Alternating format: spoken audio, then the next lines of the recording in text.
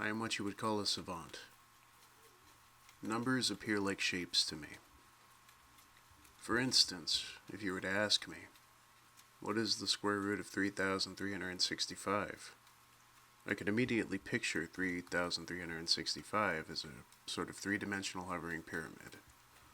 By studying its shape, and even its pale pink color, I can almost immediately tell that the square root of 3,365 is 58.009.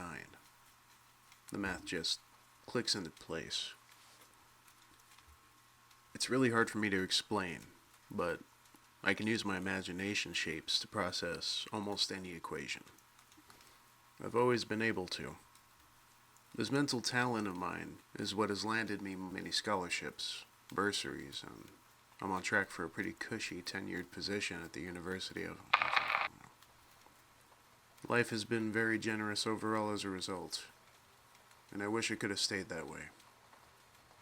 But then I had the car accident. Then my ever-useful imaginary shapes became something much more awful. I was driving back from Seattle, feeling smug about my speech at a large college. I felt like I had effectively disproven Galois' theory of polynomial equations in a room full of the country's top mathematicians. Then my car flipped over. Just like that.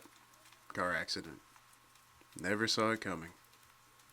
Don't remember it to this day. I woke up in a hospital with my legs and back in horrific pain. A nurse must have noticed my movement because the next thing I knew, a doctor came up and asked how I was doing. All I could manage was a moan. The doctor nodded and asked if I could count to 10. I pursed my lips and did my quivering best. 1, 2, 3. When I reached 4, I noticed the translucent pyramid forming in the corner of my eye. It was really strange, like one of my imaginary shapes, except it had appeared all on its own. 5, 6, 7. The ghostly pyramid began to spin, approaching me slowly. 8, 9, 10. The doctor nodded, jotting something down, and then the triangular shape drifted closer and closer. I could practically hear the pyramid whirling by my bedside. Hearing imaginary shapes? This was new. I squeezed my eyes shut and groaned through my teeth. Understandable, the doctor said. We'll give you something for the pain. When I opened my eyes, the pyramid was gone. Over the next few weeks as I recovered in the hospital, whenever anyone mentioned any sort of number in any way, the shapes would appear, all on their own. It wasn't always a pyramid. Sometimes I saw cubes, cylinders, triangular prisms. They would all hover in front of my eyes like the tiny floaters you might see on your eyeball when staring up at the sun. Except they weren't floaters. They were more like 3D holograms that only I could see. I asked the doctors if I had some kind of brain trauma, something that could be giving me hallucinations. But they said not to worry. Our minds often produce little stars and optical artifacts after a hard bonk on the head. It should all fade away in less than 6 months. But 6 months came and went. It got worse. The shapes began to group together. One long rectangular prism would form a brow. Then an oblique spheroid would form a mouth. 2 small shimmering diamonds would form eyes. That's right. The shape started making a face. I was actually having lunch with the university's dean, explaining just how ready I was to return to the workplace when I first saw the horrifying face thing. It assembled itself and hovered right next to the dean's head. I'm sorry, but we had to reduce your salary. But it's all probationary. I hope you understand. It won't affect your 403B plan unless...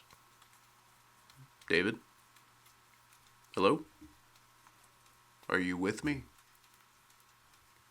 The shapes all furrowed, resulting in a very demonic expression. 2 cones appeared that acted as horns. David, what is it? I clutched my eyes shut and breathed through my palms. Only after a minute of blinding myself did the faceling disappear. Are you all right? A strong metallic taste filled my mouth. I pushed away from the dean's desk and threw up.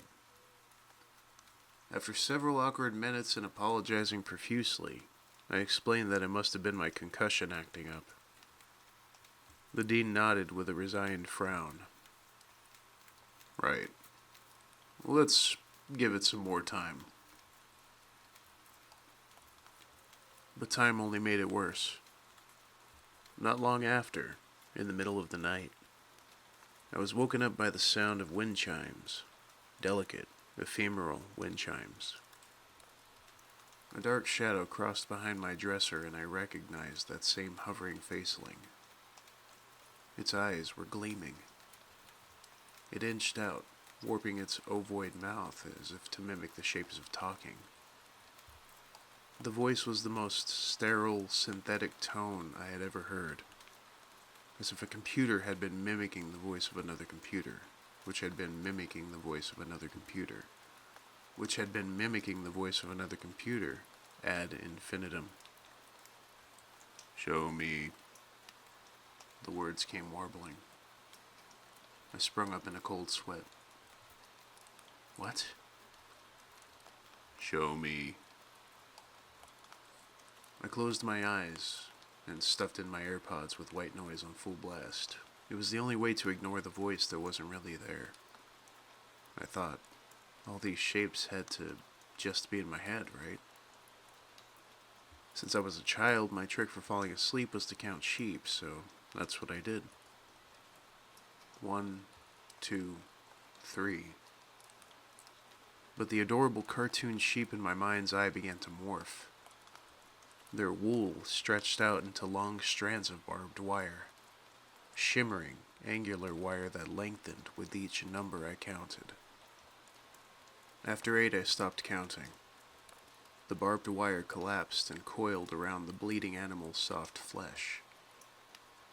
I could hear the shrieks of death. No! I threw off the covers and stood up in my room. The translucent faceling hovered with an evil smile above my bed. Get the fuck away! Get the fuck out of my head! The faceling opened its mouth, and I could see new barbed wires floating out of its throat, undulating like little snakes. I ran out of my house. The rest of the night was spent walking around the university grounds until the cafe opened. Insomnia became my new friend. I didn't know how to make the visual hallucinations go away. All I knew was that if I interacted with numbers, like if I heard them, said them, and especially counted them, the faceling became worse. Paying all my hospital bills resulted in giving the faceling a torso. Filing away all of my old math work gave the faceling long, insect-like arms. Dialing the number for the psychiatrist gave it a long, tubular tail. I've had many sessions with my shrink now, draining what little was left on my bank account to try and rewire my head to stop seeing this horrible nightmare. Just embrace it, my shrink finally said. Embrace it?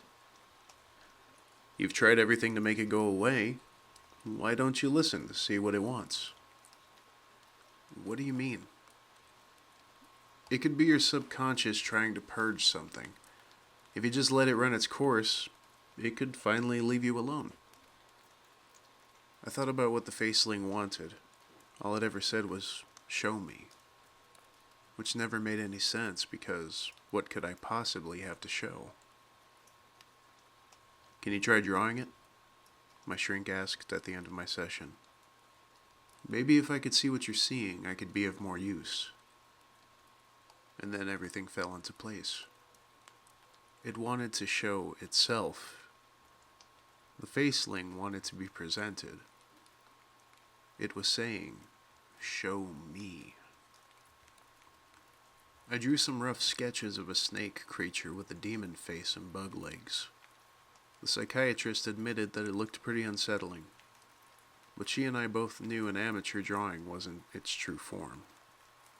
No, its true form was all of its body parts created when added together. What all the math counted up to. The equation.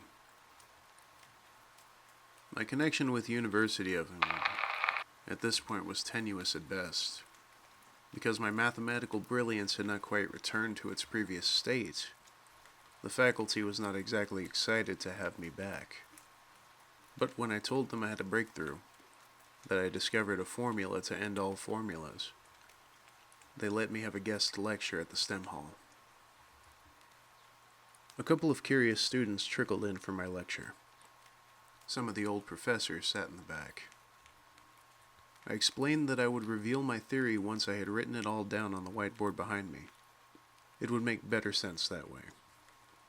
No sooner had I finished talking that the demon faceling crawled up a few feet away from me. The awful thing had grown into a monstrous 10-foot scorpion with a curved pyramidal stinger. It was hard not to shudder from the sight, but I stood my ground.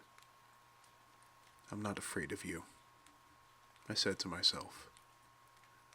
The faceling didn't look threatened. In fact, it appeared overjoyed because it knew what I was doing. I calmly glanced at its colors and angles and wrote the measurements on the whiteboard. 73.46 was the square root of its spine. 406 was the surface area of its claws. 9.12 was the diameter of its fangs. The numbers grouped in a formula that felt as natural as the golden ratio.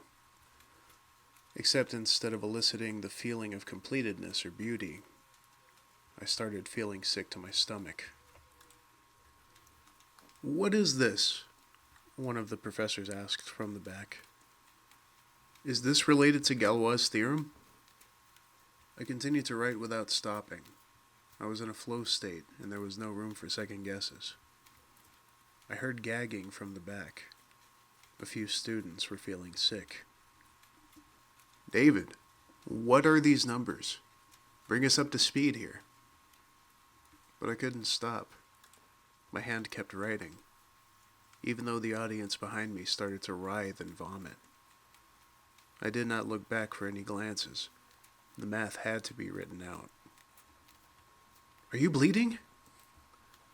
David, your eyes. What's happening to your eyes?" Warm, prickling liquid poured out from my tear ducts. I could see large red stains on my shirt. It was not tears. I squinted and grit through the pain.